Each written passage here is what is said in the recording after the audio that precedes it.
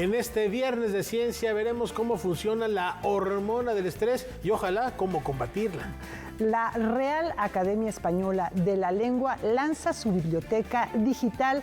Amigos, amigas de Noticias 22, quédense, tenemos muchos contenidos, ¿no es así, Rafael García Villegas? Así es, mi querida Laura Barrera, amigos del auditorio, fin de semana ya en puerta. Viernes, qué rico. Hola, Laura Regis en la traducción de Lenguas de Señas Mexicana y nos vamos de inmediato a la información. Sí, porque los aliados del maíz tienen un nuevo bastión.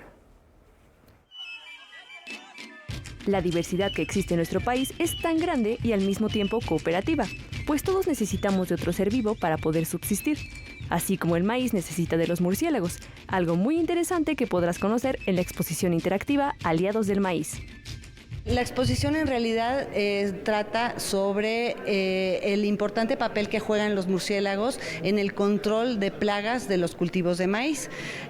Los murciélagos se comen hasta el 75% de las palomillas, que son las plagas de los cultivos, ¿no? Entonces, dentro de una milpa cumplen un papel muy importante como un elemento que ayuda a mantener el equilibrio. Hoy, 2 de febrero, se inaugura esta exposición permanente en la Casa del Maíz y Cultura Alimentaria, Sencali, con la presencia de la secretaria de Cultura, Alejandra Fausto Guerrero, y el coordinador del Complejo Cultural Los Pinos, Homero Fernández. Además, personajes como Paloma Vázquez, quien dio pie a que los pequeños de la escuela primaria El Pípila pudieran ser los primeros en conocer este lugar. Y de eso estamos hechos. Somos mujeres, hombres, niñas y niños, pues de carne y hueso, pero esta carne y hueso está alimentada por el maíz, que es nuestra semilla sagrada. Así que si no tuviéramos a los aliados del maíz, a los amigos del maíz, como los murciélagos, como los polinizadores, como todos ustedes, pues este mundo se iría muy triste a morir. Todos los elementos que se pueden encontrar son interactivos, dejando que los niños y niñas jueguen con estas actividades y así puedan conocer un poco más de las semejanzas y unidad entre los humanos, el maíz y los murciélagos. Y lo que queremos es que los niños se pregunten qué comen, de dónde viene el maíz que tienen, qué tipo de recetas se encuentra en maíz, ¿no? Y qué cosas compartimos al mismo tiempo que se divierten y pasan un rato entretenido, ¿no? Esa es la idea original de la exposición. No dudes en llevar a los pequeños a conocer esta exposición, pues es una buena oportunidad para aprender más de la gran cultura, naturaleza y diversidad alimenticia de nuestro país. Para Noticias 22, Natalia Ochoa. Arte, deporte y gastronomía se reúnen con un objetivo en común: celebrar la inclusión. Por primera vez se realizará el Festival de Música Inclusiva Conecta, encuentro piloto que ofrecerá una experiencia inédita. A través de las bellas artes, el deporte y la gastronomía, buscará visibilizar y promover la profesionalización de personas con discapacidad para que vivan la inclusión desde diversas actividades y disciplinas. No es un evento para personas con discapacidad, es un evento para todas las personas y está incluyendo el tema de la accesibilidad y de la inclusión. De acuerdo con el Censo de Población y Vivienda de 2020, en México hay 6.179.890 personas con algún tipo de discapacidad, mismas que enfrentan dificultades de acceso a todos los servicios. El entretenimiento es una de las áreas en las que la cadena de accesibilidad, que va desde la información hasta la venta de boletos, es prácticamente nula. Es en este contexto que Conecta, como festival de música, buscará eliminar las etiquetas y barreras en defensa de los derechos de las personas. Vamos a poner algunos de estos apoyos accesibles para las personas con discapacidad, como los intérpretes, los chalecos, audiodescripción para las personas con discapacidad visual, para que no solo vivan la música a través de sus oídos, sino contarles qué está sucediendo arriba del escenario, contarles qué está pasando abajo del escenario. Vamos a tener un área de relajación para las personas con espectro autista, para las personas con discapacidad. Entre los participantes de este concierto se encontrarán artistas como Nidia Díaz, Los Payacocos, el pianista José Guadalupe y la estandupera Corina del Carmen, así como el ensamble de percusiones Amitlanochi, además de las personas con discapacidad que formarán parte del staff. Vamos a tener un área en la cual personas que necesitan alimentarse a través de sonda, pues puedan ir para poder hacer este proceso. De hecho, ahí vamos a tener hasta licuadoras. Y pues esa es la idea, hacer este piloto para que posteriormente podamos llevarlo a hacer un festival grande. El Festival Piloto de Música Inclusiva Conecta se realizará el sábado 3 de febrero en la Biblioteca de México. La entrada será gratuita. Noticias 22, Karen Rivera. La mesa está puesta para revivir la gran noche del pop. Echemos un vistazo a esta memoria que marcó a toda una generación. One, two. Para hacerle frente a los efectos de la hambruna en África, el 28 de enero de 1985 se reunieron cantantes y músicos destacados a nivel mundial para grabar una canción con el objetivo de donar lo recaudado. De esa reunión en la que participaron Michael Jackson, Bob Dylan, Cyndi Lauper, Tina Turner y Stevie Wonder, surgió la canción We Are the World. Todo lo que sucedió en esa noche de creación está registrado en el documental La Gran Noche del Pop. Pues desde ahí empiezas a como que abrir un poco más el mundo a que sí, finalmente pop no quiere decir que sea una cuestión plástica, hechiza, lo que de repente todo el mundo entendemos por pop, sino es una cosa más de cultura pop, ¿no? La música pop. Ya desde ahí está padre. La obra audiovisual dirigida por Bao Guyen da cuenta de los momentos emotivos, el proceso creativo y las tensiones que se generaron durante la grabación de este tema con 46 músicos. Una de las partes fuertes ahí es la de Prince, ¿no? Que dice, sí voy, pero me ponen en un cuarto aparte y yo voy a grabar un solo de guitarra, ¿no? Sí, híjole, qué tremendo, ¿no? Estamos hablando ya lo mencionamos, ¿no? Músicos, artistas, etcétera, ya consagrados, que tenían ya una carrera que ni siquiera tienen por qué estar ahí, pues, ¿no? Pero dices, órale, y más allá del ego, de la proyección y todo eso, dices, vamos a entrarle, ¿por qué? Justo, ¿no? Porque un disco va a salvar vida. La versión final de la canción se terminó a las 8 de la mañana del siguiente día y en poco tiempo se difundió en todo el mundo, a pesar de las condiciones tecnológicas de la época. Es un gran archivo de cómo hacer las cosas, esta planeación de cómo lo vamos a hacer y vamos a hacer las cosas. Y es importante porque no tenemos otro día, no tenemos o sea, todo el mundo está aquí, o sea, todo el mundo está aquí y todo el mundo lo está haciendo de a gratis, ¿no? Que es esta parte genial. Esa canción logró recaudar 147 millones de dólares. La composición obtuvo el premio Grammy a la canción del año. Además, ofreció un mensaje de cooperación. Son esos buenos recordatorios de no importa en dónde estés, ¿no? Puede ser un grupo muy subterráneo o un grupo en el mainstream más alto, pues únete, ¿no? Y vamos a generar una conciencia de paz. Eso es lo importante. Este documental se encuentra disponible en una plataforma digital. Noticias 22, Óscar Cortés.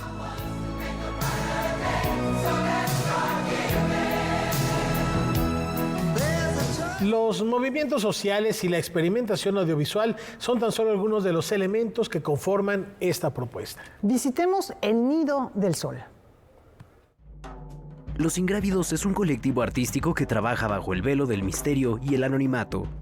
Su disciplina, el cine experimental. Su fuente de inspiración, las realidades alienantes y las vanguardias históricas.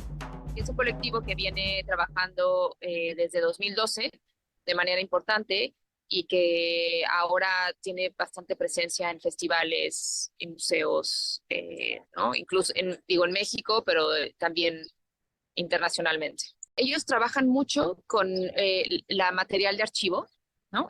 Muchas de sus piezas más tempranas, que fueron muy conocidas, tienen que ver con material de archivo recuperado. Los movimientos sociales, la poesía, los efectos sonoros son recursos que constantemente permean su obra. Esta organización, originaria de Tehuacán, Puebla, interviene en el espacio virtual Sala 10 del Museo Universitario Arte Contemporáneo con la pieza audiovisual El Nido del Sol. Es parte de una trilogía más larga que se llama Tonali, perdón, ¿sí? Y entonces son 3 momentos que tienen que ver con la luna, con las guerras tábicas y y finalmente con el sol. Nos escogimos esta parte tonal que es súper hermosa y potente en términos de colores y texturas, como pudiste ver, y de sonido. Filmaron el sol como directamente con diferentes fotos, con diferentes materiales. En este caso no fue un material caduco, pero sí hubo una intervención de edición directa en el momento, al momento de filmar. El Nido del Sol se puede consultar a cualquier hora y en cualquier lugar hasta el 28 de julio del 2024. Para Noticias 22, Rodrigo Peredo. Febrero llega acompañado de ritmos sincopados. Dejémonos seducir por los acordes del jazz contemporáneo. Para los amantes de un buen jazz, llega el Festival M-Jazz abriendo camino en el Parque Bicentenario con actividades gratuitas, en donde podrás ver cine, conferencias y mucho más. El Centro Cultural de Españas y Parque en Lenox también serán sedes de esta programación del 2 al 9 de febrero. Es un evento que busca crear industria en la escena del jazz. Es un evento que busca proyectar mucho a los artistas nacionales hacia el extranjero. Y bueno, y esta es nuestra segunda edición. Es un festival joven, pero que, pues bueno, busca consolidarse con el paso del tiempo. Y la idea principal en cuanto a la música es presentar propuestas que tengan mucho que ver con el jazz que se hace actualmente, con el jazz que busca mezclarse con otros géneros, como el rock, como el funk, como la música electrónica. Y esa es, digamos, que nuestra línea musical. Artistas como Todd Clauser, Vania Fortuna, Carolina Mercado, entre otros, estarán en el Festival M-Jazz, así como la proyección de cintas como Notas de Vida, The Girls in the Band, el día 10 de febrero en su conmemorable cierre. Discos de larga duración. Y el viernes cerramos esta parte de Camino M-Jazz previa a los conciertos. Vamos a tener la película enfocada en el baterista mexicano Gustavo Nandayapa, que se llama Devenir de un río. Esta película es una comisión del No Idea Festival de Estados Unidos. Posteriormente tendremos una charla con los directores y con el productor. Y finalmente habrá un set en solitario, en batería sola con Gustavo. Te sugiero que llegues temprano porque su cupo es ilimitado. En la página que aparece en pantalla está la programación completa. Para Noticias 22, Nicole Rubio.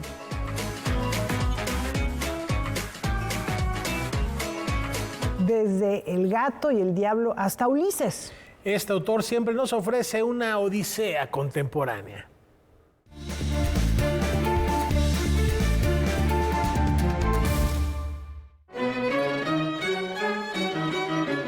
James Joyce contribuyó al movimiento de vanguardia modernista y fue considerado como uno de los escritores más influyentes del siglo XX. Su obra más emblemática fue Ulises. Empezó a ser escrita en 1906 cuando trabajaba en un banco en Roma.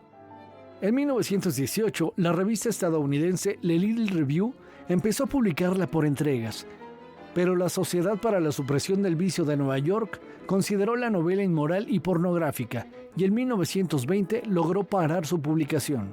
Esta obra propone una combinación de las tradiciones literarias del realismo, el naturalismo y el simbolismo, plasmándolos en un estilo y una técnica novedosa. El tema principal gira en torno a la búsqueda simbólica de un hijo por parte de Leopold Bloom y a la conciencia emergente de Stephen Dedalus de dedicarse a la escritura. Ha escrito el Ulises para tener ocupados a los críticos durante 300 años. Llegó a afirmar con ironía el escritor irlandés. Entre sus trabajos más reconocidos se encuentran su novela autobiográfica Retrato de un artista adolescente, la serie de historias breves titulada Dublineses, así como la obra de teatro Exiliados. A 142 años de su nacimiento, recordamos al escritor James Joyce. Bueno, hoy no todo se resume en comer tamales, aunque es muy rico, claro. El Día de la Candelaria tiene otra arraigada tradición que vamos a conocer.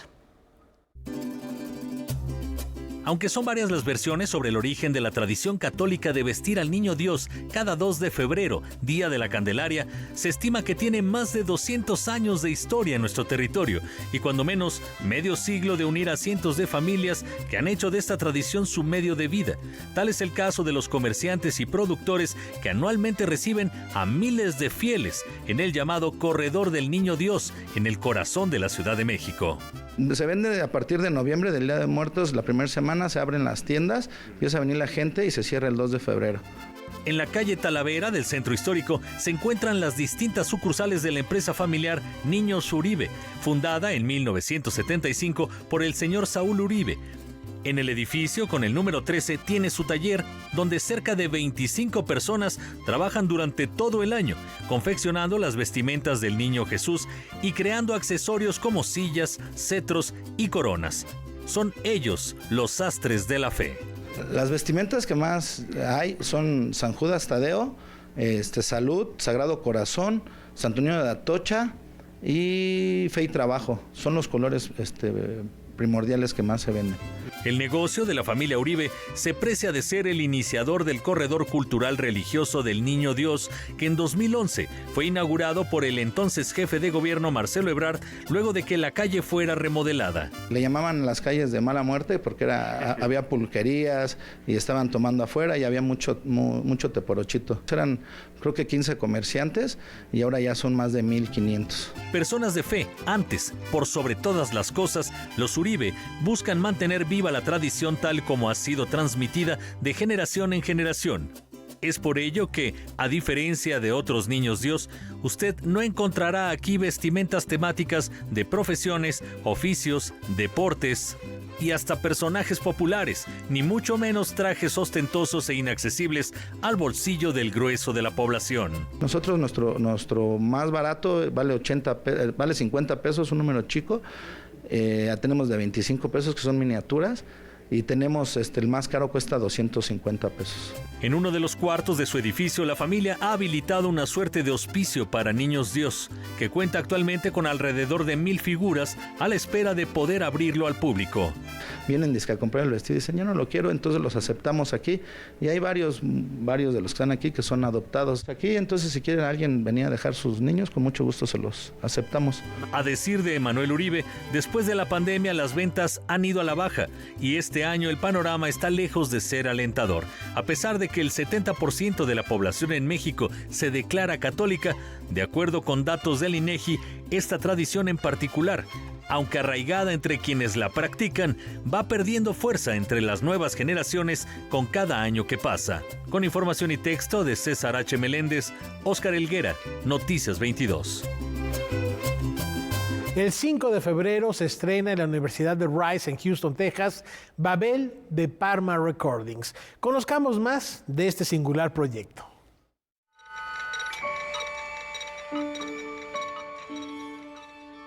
Se llama Babel porque son 10 diferentes compositores a lo largo alrededor de todo el mundo. Y bueno, la idea central es que se les escribía una pieza en específico a un saxofonista que se llama Mario Siaccio, que vive en Roma. Esa es como la base del proyecto, es el saxofón, cualquier tipo de saxofón habría que escoger, y como base también coro. Y el coro podía ser de cualquier tipo, puede ser de puras mujeres, puros hombres, hasta niños, puede ser coro de niños. Yo en mi caso escogí el coro normal de soprano, alto, tenor y bajo. Y a mí se me ocurrió escoger la marimba en primera porque conozco un gran marimbista que es Javier Nandayapa. Entonces, a través de eso, pues dije, bueno, pues voy a invitarlo como parte del proyecto. Y aunque se considera que la marimba, bueno, se originó en África, aquí es muy usada. Tenemos el instrumento fundamental, que es la marimba, que tiene pues, varias octavas. Entonces, este instrumento polifónico me sirve para crear todo lo que es la base, ¿no? Y bueno, tenemos coro, que son una cantidad de cantantes considerable, que en este caso es soprano, alto, tenor y bajo, y luego la parte melódica, que es el saxofón, ¿no? Entonces, y además estoy usando electrónica. El coro está haciendo nada más básicamente lo que son vocales, pero de repente está diciendo la palabra Sigurat y Babel. O sea, nada más son esas dos palabras porque sirve como lo que decía, ¿no? Como de soporte. Algunas partes tiene un poco de solista, pero en realidad es como más bien de apoyo para el saxofón o para la marimba en sí, ¿no? Entonces, no hay ninguna letra en particular que haya utilizado. Si pudiera como darle una descripción de la pieza así con una sola palabra, diría que es como enigmática, digamos, misteriosa, enigmática. Y la cuestión es que cuando me invitaron a este proyecto y como se llama Babel, me dijeron que lo conectara con algún punto de esto, ¿no? De Babel. Entonces estuve pensando con qué podía yo basarme en la pieza y empecé a leer acerca de Babel, de Mesopotamia y de todo esto. Y la idea es que una vez que esté en este primer disco, se presenta a lo largo de varios países estas piezas. Y una de los recintos que estoy muy emocionada va a ser a finales de este año en el Carnegie Hall. Entonces puede ser a finales de este año o a principio del 2025, donde se presenten ya todos con coro y todo.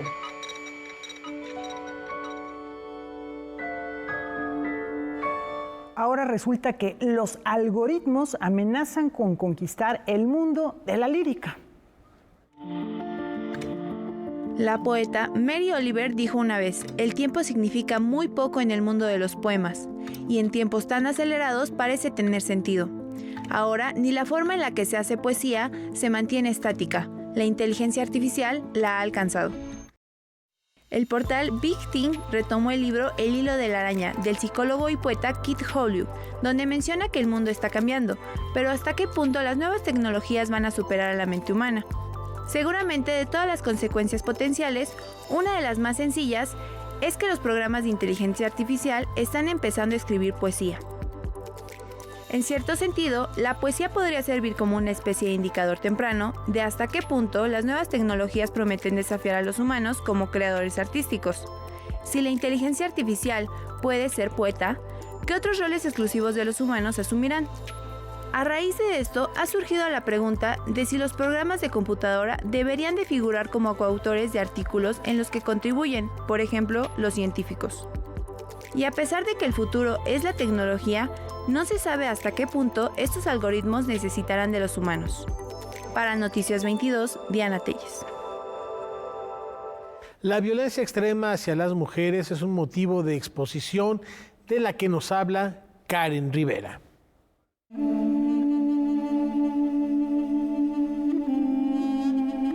Hola, buenas tardes. Soy Jimena Alarcón, soy artista visual.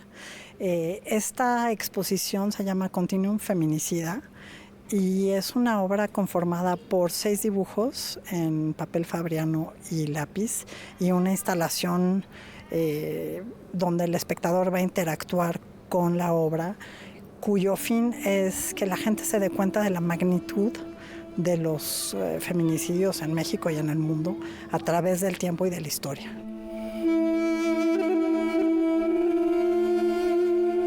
El dibujo lo empecé cuando fue el feminicidio de Devani Escobar y luego continúa hacia el pasado cercano, el presente y el futuro, y lo que va a suceder si seguimos cerrando los ojos y si no actuamos y si no exigimos justicia, que es que esto se va a expandir y se va a volver lo que esta instalación trata de mostrar, una mancha de sangre y de cuerpos, una fosa común.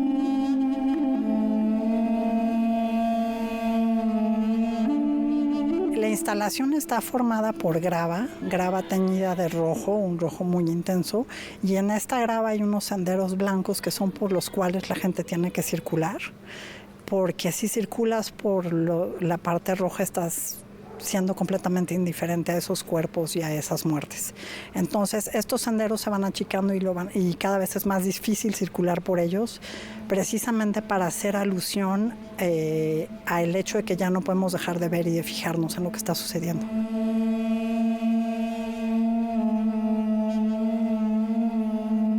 Como mujer yo no puedo cerrar los ojos, ya nadie puede cerrar los ojos a esto. Creo que un gran problema en esta cuestión de del continuum feminicida, que abarca desde las discriminaciones, acosos, hasta el feminicidio como tal, físico, el asesinato físico, es la deshumanización que se nos ha hecho a las mujeres a través de la historia.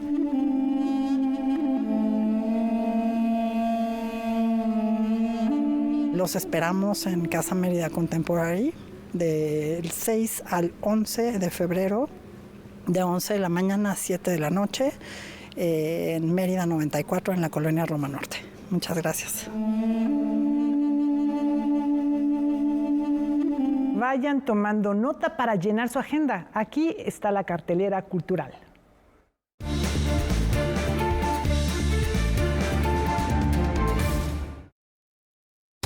Bienvenidos a la cartelera cultural. El ciclo El Arte del Piano integra 18 recitales pianísticos en el Palacio de Bellas Artes y el Munal. Las presentaciones serán los fines de semana de febrero y el primer fin de semana de marzo. Para mayor información, consulta la página que aparece en pantalla.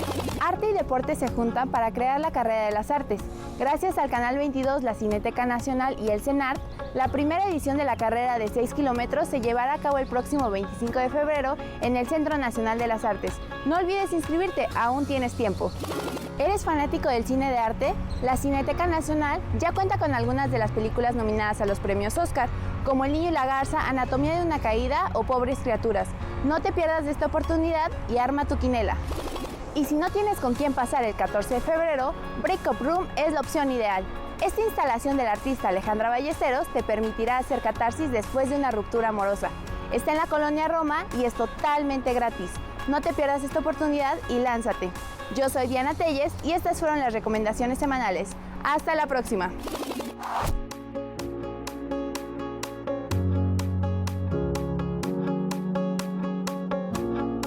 Teatro, libros y más en unos instantes. Esto es Noticias 22, ya volvemos.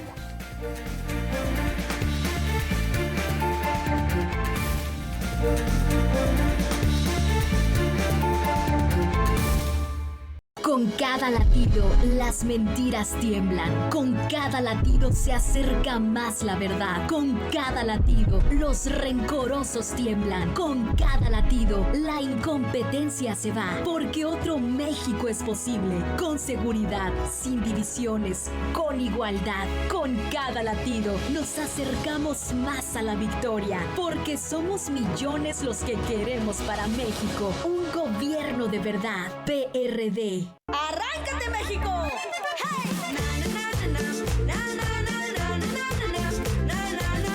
Es el comienzo, todo estará mejor. Movimiento Naranja, y el futuro está en tus manos. Movimiento Naranja, Movimiento Ciudadano.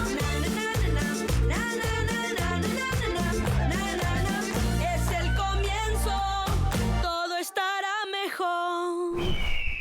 Hay prácticas que debilitan el sano ejercicio de la democracia. Que genera desconfianza y silencia la participación. Que no permite el progreso y fomenta la desigualdad. Que elimina la certeza del resultado. Por ello, el Tribunal Electoral trabaja con transparencia y rinde cuentas para ganar tu confianza.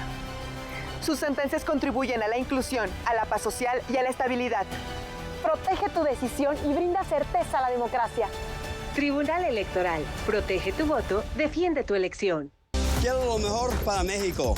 Más oportunidades. Que podamos jugar y sentirnos seguros. Más empleo y bien pagado. Necesitamos de ustedes para que a México le vaya muy bien. ¿Ya tienes tu INE? A tus familiares y a tus amistades que viven en el extranjero, recuérdales que tramiten su INE y se registren para votar. Tienen hasta el 20 de febrero. En las próximas elecciones es importante que su voz sea escuchada. Mi INE es mi voz en México. INE. Hay veces que vale la pena recordar el pasado, mirar tu hogar y pensar en el partido que te apoyó para tener tu casa propia. Observar a tus hijos graduarse, gracias a que tuvieron una educación gratuita.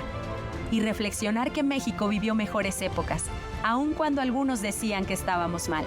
Hoy, vale la pena mirar al pasado para recordar que el PRI sí te apoya. PRI.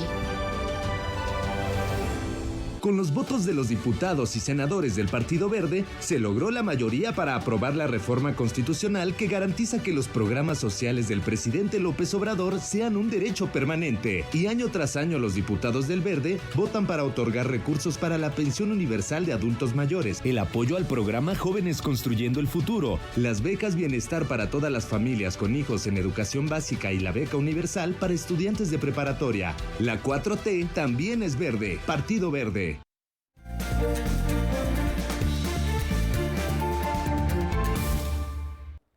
Aunque es viernes ya, mi cortisol está llegando a sus límites. Hoy eliminar la ciencia en movimiento, Karen Rivera nos habla de la hormona del estrés.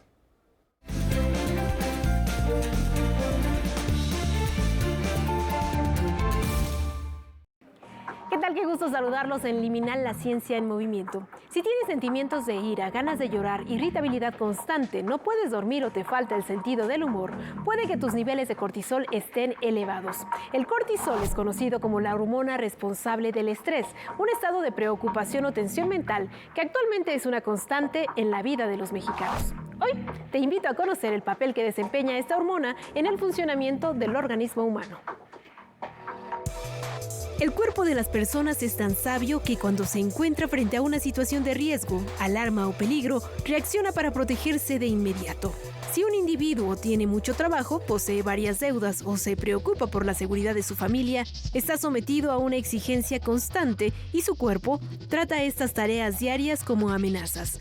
Es en situaciones como las anteriores que el cortisol es liberado para proporcionar la energía necesaria que permite al cuerpo afrontar el peligro percibido. La pregunta es, ¿cómo se genera el cortisol? El cortisol se libera en la corteza suprarrenal, esto es, en el polo superior del riñón. Se trata de una hormona esteroidea que se sintetiza a partir del colesterol, un tipo de grasa que puede fabricar nuestro organismo o que puede ser incorporada por los alimentos ricos en este elemento. Un dato importante es que el cortisol tiene diferentes acciones en los múltiples sistemas del organismo humano, en el sistema nervioso, en el inmunitario, en el respiratorio o en el cardiovascular. Además, estimula la producción de glucosa para alimentar las células del cuerpo.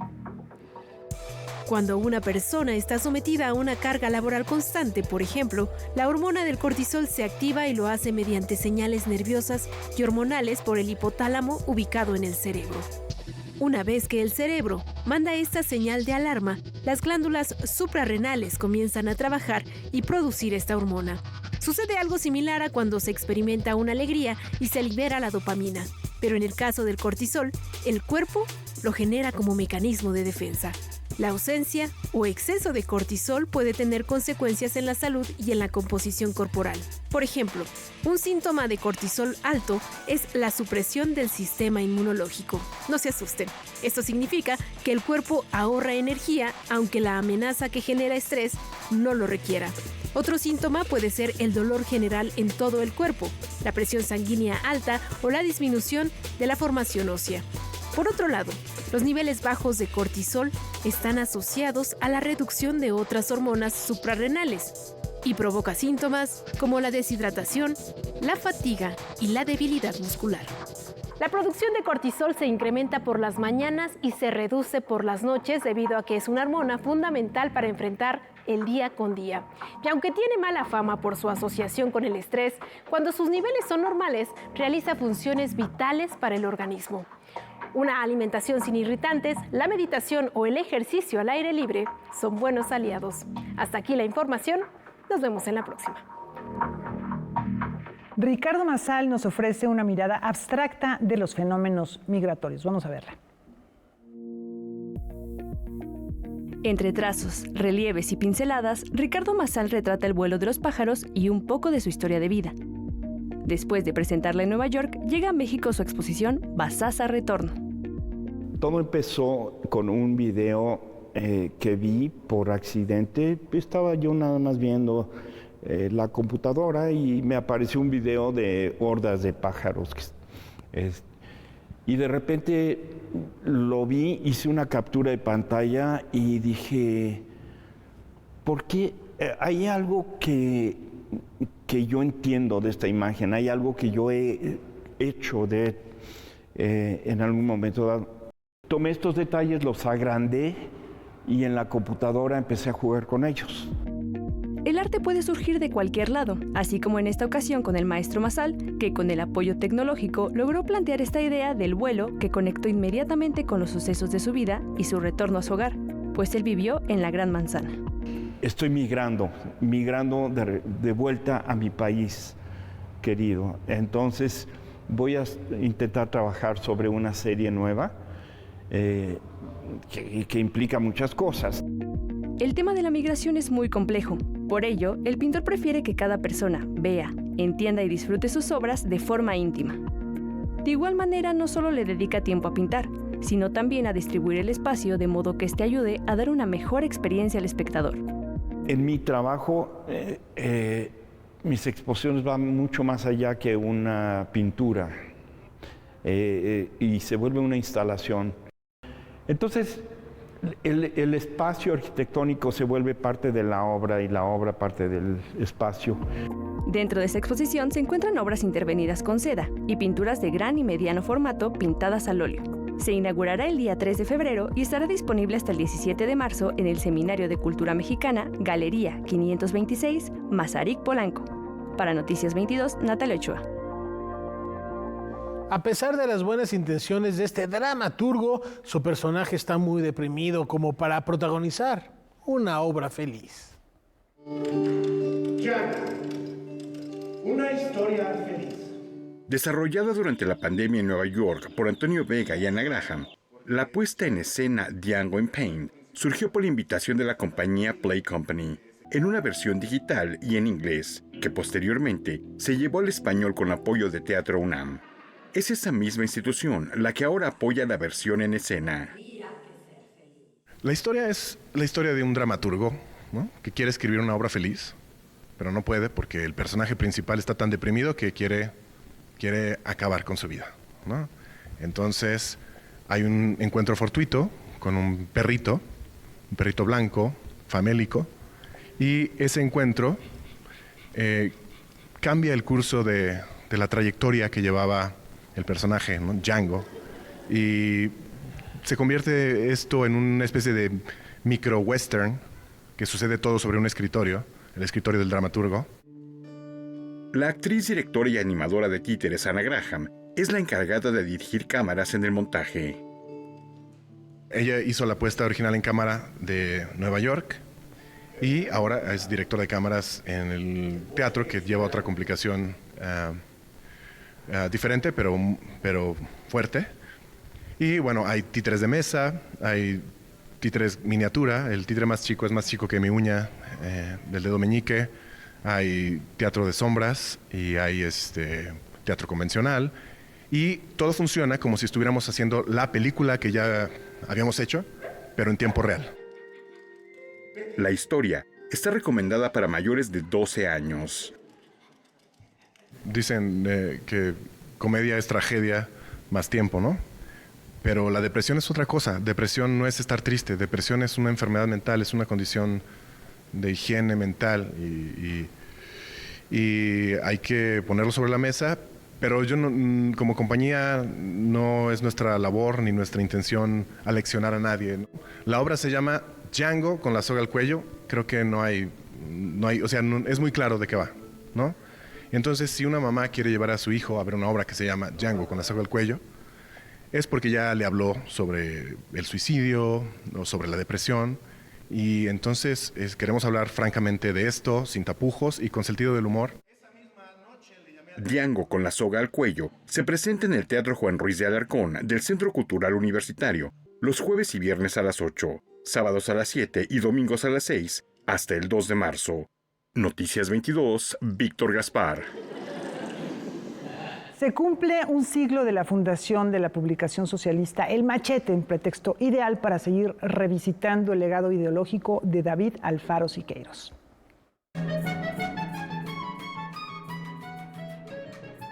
En la primera mitad de los años 20, el Sindicato de Obreros Técnicos, Pintores y Escultores de México presentó El Machete, un periódico de izquierda donde resonaron los ideales y las protestas de diferentes personalidades. en el marco de la conmemoración por el 50 aniversario de David Alfaro Siqueiros, siendo este muralista un fiel contribuyente a la publicación, se ha inaugurado la muestra Gabinete Gráfico, a 100 años de El Machete, en la Sala de Arte Público Siqueiros. Nosotros presentamos un pequeño gabinete con obras y materiales documentales que nos ofrecen una perspectiva de la participación de David Alfaro Siqueiros durante los primeros años de este periódico. Participó con grabados, con artículos de política o de arte en su relación con la política. También escribió versos satíricos de estilo popular. La Trinidad de los Sinvergüenzas, Todos somos hermanos y Obrero son placas grabadas por Siqueiros que corresponden a su trabajo más temprano en cuanto al grabado en madera. Se vieron en los primeros números del Machete y también forman parte de la muestra. Además de esto, tenemos una selección muy puntual, muy pequeña, pero muy puntual, de material fotográfico y documental, fotografías de época y textos como el del manifiesto del Sindicato de Pintores y Escultores. Angelina Beloff, Amado de la Cueva, José Clemente Orozco, Fermín Revueltas, Alba de la Canal fueron otras de las personalidades que contribuyeron al desarrollo de la publicación. Diego Rivera también se involucraba, pero como articulista y con aportaciones económicas para sostener el periódico. Se cree que por la crítica política y lo que esto pudiera conllevar, los y las participantes firmaban con algún seudónimo. David Alfaro Siqueiros, por ejemplo, rubricaba como Domingo A. Sierra. Su primera esposa, Graciela Amador, que fue un personaje súper importante dentro de esta publicación, porque fue de las primeras mujeres que se integró a este periódico y no solamente tenía una colaboración directa, sino también era corresponsal, era la administradora. En algún momento también ella fue administradora de este periódico, escribía La Limón con Siqueiros, algunos de los corridos que ilustran mucho de la gráfica que Siqueiros introdujo en el periódico. Y Graciela también se ponía un seudónimo que era Silveria Sierra. Gabinete Gráfico a 100 años de El Machete en la Sala de Arte Público Siqueiros estará disponible hasta el domingo 31 de marzo y se puede visitar de martes a domingo de 10 de la mañana a 6 de la tarde. Para Noticias 22, Rodrigo Peredo. La invitación, como cada semana, es a seguir Noticias 22 también en nuestras redes sociales, así que preparen su escáner de códigos QR y vean a continuación parte de los contenidos que pueden disfrutar en estas plataformas. Si alguna vez viste Evangelion, Pokémon, Looney Tunes o Dragon Ball Z, el Museo Universitario del Chopo tiene para ti una sorpresa. Tenemos la instalación de Wendy Cabrera Rubio, titulada La fatiga del buen vecino, que presenta una narrativa alterna a la película de Walt Disney de Los Tres Caballeros, que fue hecha en 1933 y que recupera ciertos personajes que simbolizan a los países de Estados Unidos, México y Brasil, como serían el Pato Donald, Pancho Pistolas y José Carioca. Pero en esa instalación la artista crea los personajes de Guatemala, Puerto Rico y Cuba para crear esta ficción alterna. Pues ella busca crear una noción crítica sobre el panamericanismo, que fue una política exterior impuesta por Estados Unidos hacia los países de habla hispana para tratar de establecer una relación amistosa para que en la Segunda Guerra Mundial estos países participaran del lado de Estados Unidos.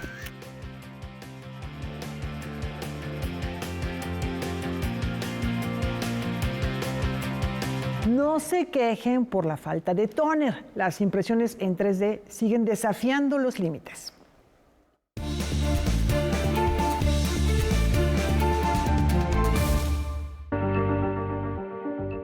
Concluye la construcción del edificio impreso en 3D más grande de Europa. En la ciudad de Heidelberg, Alemania, se puso el último toque a la impresión de un edificio de casi 600 metros cuadrados.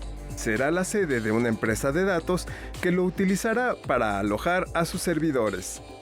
Comenzó su construcción el 31 de marzo del año pasado. En un inicio, sus creadores presumían que su innovadora manufactura era 3 veces más rápida que la convencional. Consideraban que para su construcción solo se necesitaban 3 personas, el operador de la impresora, otra que manejaría la revolvedora y una más que colocaría los anclajes de hormigón. así que la impresora utilizaría 140 horas de trabajo y unos pequeños retoques que no les llevarían más de 4 meses. Esperaban que estuviera concluido en julio pasado, sin embargo, acaban de finalizarlo. Noticias 22. Y continuamos con temas tecnológicos, bebés, lenguaje e inteligencias artificiales. Vamos a conocer el resultado de este singular experimento. ¿Sabías que un modelo de inteligencia artificial ha aprendido a reconocer palabras como cuna y pelota desde la mirada de un bebé, utilizando en su frente una cámara frontal? Wei-Kim Bong, coautor de este estudio de la Universidad de Nueva York, reveló a la revista Nature que la IA aprendió a identificar asociaciones entre las imágenes y palabras que vio juntas, ya que estuvo expuesta a 250,000 palabras e imágenes capturadas durante distintas actividades como jugar, leer y comer, por 1 hora 2 veces por semana desde los 6 meses hasta los 2 años. Asimismo, este modelo utilizó una técnica llamada aprendizaje constructivo, que se usa para predecir qué imágenes se refieren a ciertas palabras. Los investigadores concluyeron que la IA, aunque pudo reconocer e identificar las palabras, solamente se limita a entrenar con imágenes fijas y texto escrito. Por lo tanto, no se podría experimentar el verdadero aprendizaje de la gran variedad de interacciones que tenemos los seres humanos. Para Noticias 22, Jimena Rodríguez. El manuscrito de Zorrilla y hasta la primera edición del Quijote. El acervo de la RAE conquista el mundo digital. La Real Academia Española abre su biblioteca digital con más de 4.800 tesoros bibliográficos. Se podrán consultar en línea ejemplares como la primera edición de Don Quijote de la Mancha, el manuscrito original de Don Juan Tenorio o el primer diccionario de la RAE. A través de la biblioteca digital, cualquier internauta podrá consultar miles de obras, repartidas en 5.250 volúmenes. Su navegador permite tener varias opciones de búsqueda y visualización. También cuenta con el sistema de reconocimiento óptico de caracteres, que permitirá que se pueda hallar dentro de los textos digitalizados palabras y letras concretas. Se podrán leer obras de Francisco Quevedo, Lope de Vega, Rosalía de Castro, Juan Zorrilla, Benito Pérez Galdós, Rubén Darío y Sor Juana Inés de la Cruz, entre otros. Este proyecto fue posible gracias al mecenazgo de la Fundación María Cristina Massabió Peterson, en su labor de conservación y difusión de patrimonio histórico español. El pasado 16 de enero consignamos en este espacio la partida del gran José Agustín y continuando con el rescate de su memoria, les compartimos la historia que vincula a Canal 22 con su tragicomedia mexicana. Hay una máxima que reza que el pueblo que no conoce su historia está condenado a repetirla, pero José Agustín nos dejó claro que la clase política nacional la ha utilizado para bien y para mal. Veamos. Muy buenas noches, yo soy José Agustín y me da muchísimo gusto darles la bienvenida a esta serie de programas basados en tragicomedia mexicana. José Agustín escribió 3 volúmenes de tragicomedia mexicana para contarnos la historia de México entre 1940 y 1994. En diciembre de 2006, el Canal 22 emitió una serie basada en estos 3 libros, la cual produjo con la Filmoteca de la UNAM. En ella, el mismo acapulqueño nos narra los eventos históricos que ocurrieron en esa etapa. Inicia con la transición entre la presidencia de Lázaro Cárdenas y Manuel Ávila Camacho. A partir de ahí, recurriendo a una fina ironía, el escritor da cuenta de los usos y costumbres de quienes buscan llegar al poder y en qué condiciones su predecesor le dejó el país. Cuenta cómo inició la tradición del tapado, el dedazo, los líderes charros o el carro completo, así como cuál era el tipo de cambio en cada periodo que analizó y cuáles eran los ritmos musicales que predominaban. Agustín se recrea recordándonos cuáles eran los sobrenombres de cada presidente. En cada capítulo de Tragicomedia, detalla cómo enfrentaba cada gobierno al sector obrero, al campesino y sus relaciones con los estudiantes, que en ningún caso fue terso. nos narra cómo los candidatos a dirigir esta nación libraban luchas encarnizadas contra sus rivales y si no podían con ellos, de plano la última instancia era recurrir a los fraudes electorales. Describe la represión de los estudiantes en 1968 y cómo este hecho fue fundamental en el cambio del escenario político. Y no deja de recordar a los líderes guerrilleros que buscaron, a través de las armas, un cambio en el sistema. En los 3 episodios, el televidente recibe un repaso de las acciones de poder durante 9 sexenios. Ha sido una gran felicidad para mí estar con ustedes y les agradezco muchísimo su presencia. Muy buenas noches. Sin duda, los eventos descritos en Tragicomedia Mexicana son indispensables para explicarnos la situación del México actual. Incluso el propio José Agustín lo describía como las crónicas de lo que hemos padecido. Esta novela de espionaje nos remonta a los años 60 del siglo pasado para conocer al fantasma de los hechos. A principios de los años 60, Italia está a la cabeza de los avances en biotecnología, informática y energía. Pero el repentino accidente de Mario Chu y Enrico Mattei y el encarcelamiento de Felipe Hipólito y Domenico Marotta hicieron que el país se quedara atrás. Aparentemente, el causante de todo esto fue el griego y agente de la CIA, Tomás Karamessinis. Tomás Karamessinis, el griego, que en ese entonces, a principios de los años 60, era el jefe de la estación de Roma de la CIA. Antes había estado en Grecia, en Atenas, y después se volvió el jefe de las operaciones encubiertas de la CIA. Y tuvo que ver con muchas cosas, con el asesinato de Kennedy, estuvo metido en las cosas que hizo la CIA después del asesinato de Kennedy, en la captura de Che Guevara, en el primer intento de golpe contra Allende en 1970, cuando intentaron que Allende no asumiera la presidencia. Y murió o lo mataron unos años después, cuando estaba solo en su casa de vacaciones en Canadá, pocos días antes que tuviera que atestiguar, que declarar ante una comisión del Senado y de la Cámara norteamericana. A lo largo de 11 años, Bruno Arpaia realizó una investigación alrededor de este hombre y ahora la presenta en la novela El fantasma de los hechos. Yo intenté armar, ¿no? Poner las piezas que podía, ¿no? Quedan siempre unas piezas inconocibles, ¿no? Quien dice que conoce todo de cómo fue un evento histórico está mintiendo. Quiere que, ¿no? que responda a un interés ideológico, político. Casi siempre no sabemos nunca lo que ha pasado hasta el fondo. Yo trato de poner unas piezas ahí para armar el rompecabezas. Para Arpaia, las conspiraciones no sirven para justificar los errores que se cometen.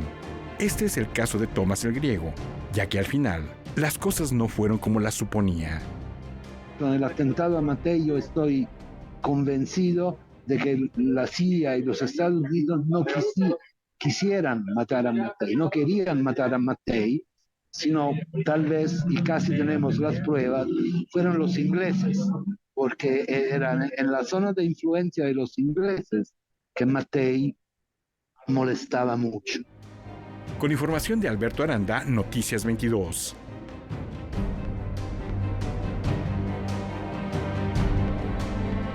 Mañana se cumplen 215 años del natalicio de Félix Mendelssohn Bartholdy y bueno, pues con esto salimos, ¿no? Célebre compositor, director de orquesta, pianista, organista, fundador del Conservatorio de Leipzig, que le dio oportunidad a sus contemporáneos de expresar y de manifestar estas nuevas tendencias musicales, y además a él también se le atribuye, hay dos historias, dos versiones de cómo rescata algún día sería bueno que me las platiques, de cómo rescata la obra de Bach. Una fue por cuestiones familiares, que tenía ahí un linaje por parte de la mamá, relaciones con la dinastía Bach. La otra es que un día que fue a comprar carne, pescado al mercado, le entregaron en una partitura envuelto el pescado y resulta que era la Pasión según San Mateo de Bach. Regresó de inmediato a la pescadería y pidió el resto de papeles con que envolvían los pescados y rescata la obra del célebre compositor barroco. No obstante, Mendelssohn es un músico que hay que reconocer per se por sí solo y sus grandes creaciones, y así lo recordamos esta noche. Muy buenas noches.